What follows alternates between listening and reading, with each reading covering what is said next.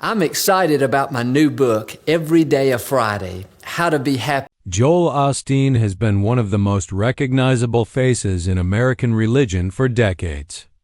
With his uplifting sermons, perfectly polished smile, and megachurch audience of thousands, he built a ministry empire that seemed unstoppable.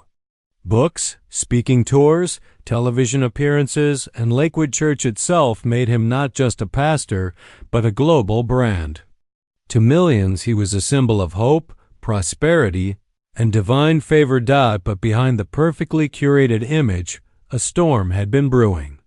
Over the span of just 5 years, Osteen's fortune, once estimated in the hundreds of millions, reportedly lost a staggering $60 million.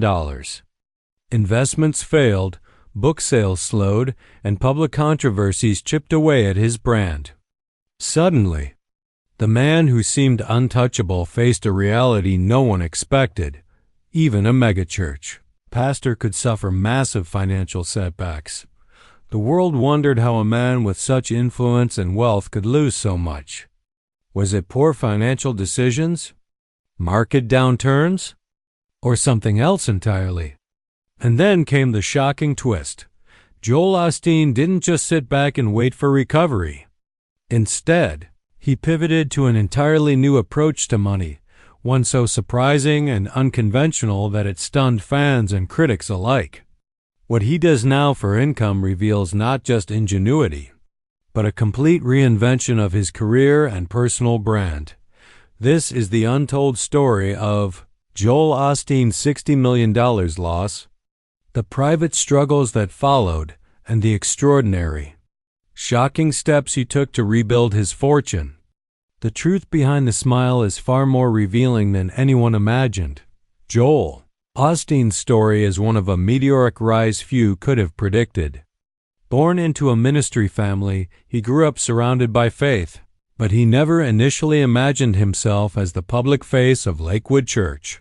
For years, he worked quietly behind the scenes, managing media and production for his father, Pastor John Osteen, while the elder Osteen delivered sermons filled with fire and passion. Joel preferred to stay in the shadows, learning the craft of communication and leadership without the pressure of the spotlight. Everything changed in 1999 when John Osteen passed away unexpectedly. Joel, at just 38, stepped into the pulpit for the first time to honor his father's legacy. It was a defining moment. Unlike his father, Joel's style was calm, uplifting, and modern.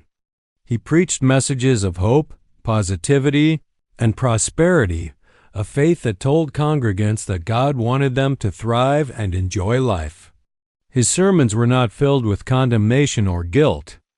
They were warm, inclusive, and designed to inspire. Audiences responded immediately. Lakewood Church grew exponentially, filling its massive arena every weekend. His weekly television broadcast reached millions, expanding his influence beyond Houston and into homes worldwide. Books followed, bestsellers that combined self-help with faith. Speaking engagements multiplied, and Joel Osteen became a household name. By the mid-2000s, Osteen had created more than a ministry. He had created a global brand. His personal fortune skyrocketed, fueled by book royalties, speaking fees, and the church's growing network. Private jets, luxury homes, and international travel became a part of life. Critics criticized his focus on prosperity, calling it the prosperity gospel, yet followers defended him, claiming he offered hope and optimism in an increasingly cynical world. Yet, even as the empire expanded, small cracks began to show behind the scenes. Managing a congregation of tens of thousands, a television audience of millions, and multiple business ventures created pressure few could comprehend. Decisions about investments, sponsorships, and expansions required constant attention. Mistakes or delays could cost millions. And so began a pattern that would eventually lead to his financial collapse. An overextension of resources, aggressive investments, and an unyielding focus on growth. For years, Osteen had thrived, but the foundation was quietly becoming unstable. The very strategies that made him rich would eventually contribute to his staggering $60 million loss over just 5 years. In public, Joel remained smiling, charismatic, and optimistic. But behind the polished sermons and bright lights, the weight of a crumbling fortune had begun to press on him, setting the stage for a crisis that few outside his inner circle would ever see coming. By the mid-2010s, Joel Osteen was riding high. Lakewood Church had grown into the largest megachurch in the United States. Millions watched his weekly sermons, followed his books, and attended his events. Yet, beneath the surface, the empire was becoming increasingly vulnerable. The first cracks appeared with shifts in the market and failed investments. Osteen's ventures went beyond the pulpit. He invested in real estate, media projects, and ancillary businesses connected to the church's brand. While many were profitable at first, some ventures failed quietly, costing millions. Unlike public corporations, his losses were rarely disclosed, leaving the public unaware of the scope. Then came controversies that drew scrutiny. The 2017 Hurricane Harvey incident, when critics accused Lakewood Church of keeping doors closed to evacuees, cast a shadow over his reputation. Although later reports clarified the church did in fact provide aid, the damage lingered. Public trust, especially among casual donors, was shaken. Meanwhile, book sales plateaued.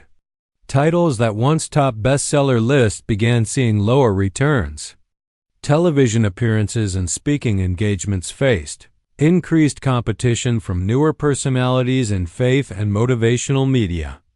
Even loyal followers were slow to invest in premium content or events. The global pandemic struck the final blow. In-person services were halted, and the revenue from live events, speaking tours, and merchandising dropped sharply. As donations dipped, Osteen faced the stark reality. The empire he built could not sustain the same financial growth. Staff meetings reportedly grew tense, with advisors urging immediate restructuring. By 2023, sources claimed Osteen's personal fortune had declined by nearly $60 million in just 5 years. Financial advisors pressured him to sell assets and cut back on expenditures. For a man whose identity was tightly intertwined with success and abundance, this was a devastating blow. Yet Joel Osteen is nothing if not resilient. Rather than retreat entirely, he looked for new paths to recover and rebuild. And what he did next would surprise not just critics, but even his most loyal followers. He began shifting his focus from traditional church-based revenue streams to diversified business ventures. These included premium online content, high-priced life coaching programs, motivational seminars, and paid subscriptions for exclusive access to teachings and events. The move was risky. Some accused him of monetizing faith. Others warned that this could alienate longtime followers. But the strategy worked. The new ventures quickly generated millions, restoring much of what had been lost and stabilizing the church's financial position. Still, the toll of the financial collapse and the scramble to rebuild was more than monetary. Insiders report that for the first time in his career, Joel Osteen experienced deep stress, sleepless nights, and concern over legacy. The smiling pastor millions saw on television was, in private, reflecting on mistakes, missed opportunities, and the fragile nature of wealth, even when backed by faith. The 5-year collapse not only reshaped Osteen's finances but also forced a broader personal transformation. He had to learn how to balance spiritual leadership with business acumen, and how to pivot strategically without compromising the message that built his career. The next chapter reveals exactly how Joel Osteen rebuilt his fortune, what he does now for money, and the shocking details that the public never expected. After losing nearly $60 million in just 5 years, Joel Osteen faced a crossroads. The world had witnessed the rise of one of the most influential pastors of the modern era, but few realized the financial and emotional pressure that came with it. The question everyone wondered: how does a megachurch pastor recover from such a staggering loss? The answer shocked even insiders. Osteen didn't retreat into the shadows or scale back quietly. Instead, he reimagined his approach to revenue, moving aggressively into areas outside the traditional ministry framework. His strategy was twofold: diversify income streams and leverage his existing influence. First, Osteen tapped into digital monetization. He created premium subscription content offering exclusive sermons, guided meditations, and motivational teachings for a monthly fee. While free sermons continued on television, the premium content provided a new and reliable income stream. The model turned millions of viewers into paying subscribers virtually overnight. Second, he expanded his presence in motivational coaching and speaking engagements. Osteen transformed his sermons into masterclasses on leadership, positivity, and personal development. Corporations, educational institutions, and organizations paid top dollar for these sessions, sometimes exceeding the fees of traditional church appearances. This allowed him to maintain relevance while significantly boosting earnings. He also made strategic investments in real estate and media ventures. By carefully selecting properties and partnering with other investors, he rebuilt much of the lost wealth. Luxury properties in high-demand areas, along with media distribution deals for his books and televised events, became key contributors to his financial recovery.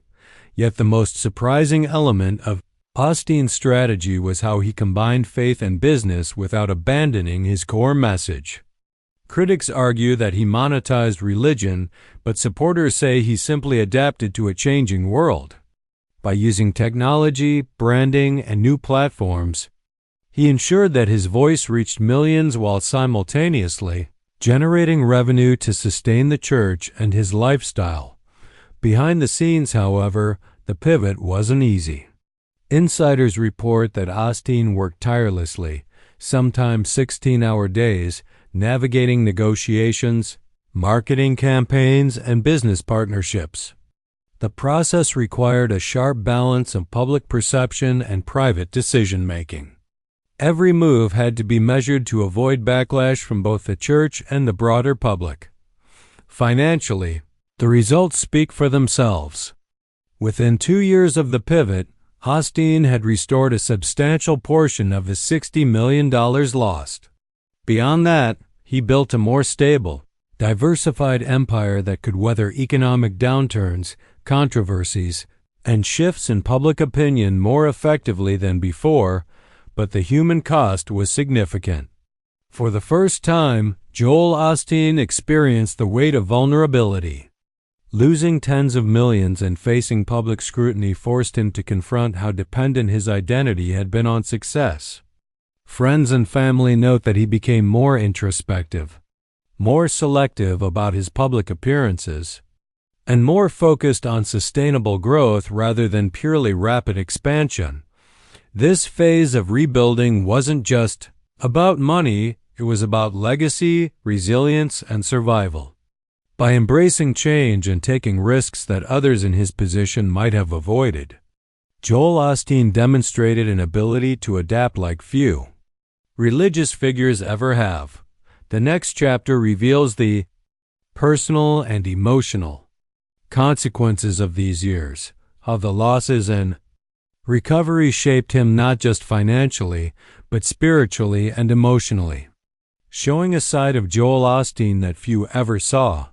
While Joel Osteen's financial rebound was impressive, the most significant impact of the $60 million loss was not monetary, it was personal.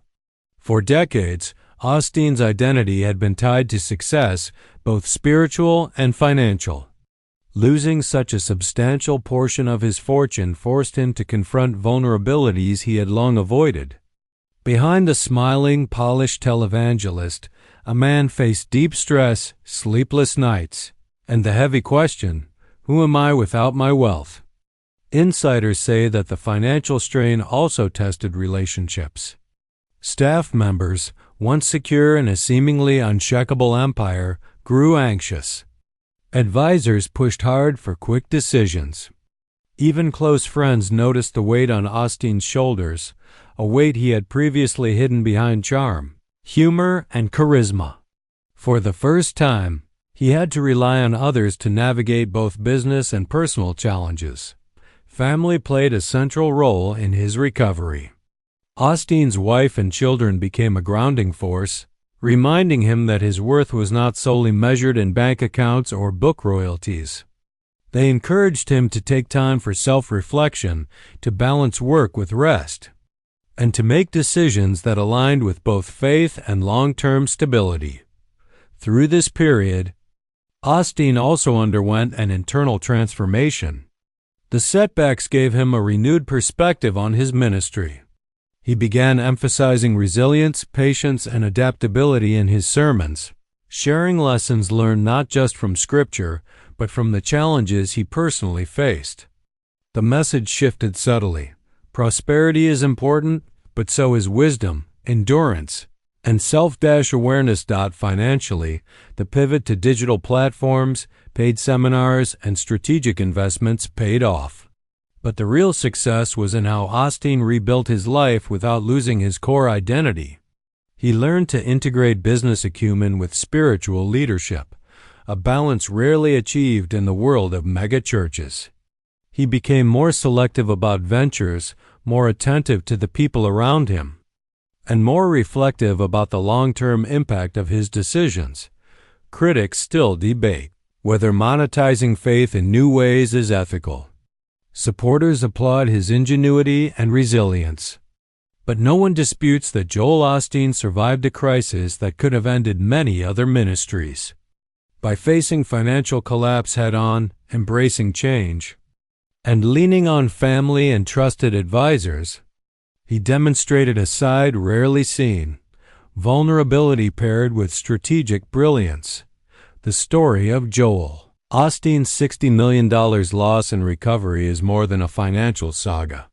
It is a human story of perseverance, adaptation, and the struggle to maintain integrity under pressure. It is a reminder that even the most successful, seemingly untouchable figures face trials that test their character, values, and faith. Today, Joel Osteen continues to preach, inspire, and influence millions. But behind the camera, behind the sermons, and behind the smiling public persona is a man who has faced profound loss, learned hard lessons, and emerged not just richer, but wiser and more human than ever before. The $60 million loss was shocking. The recovery was strategic, and the transformation? Truly remarkable.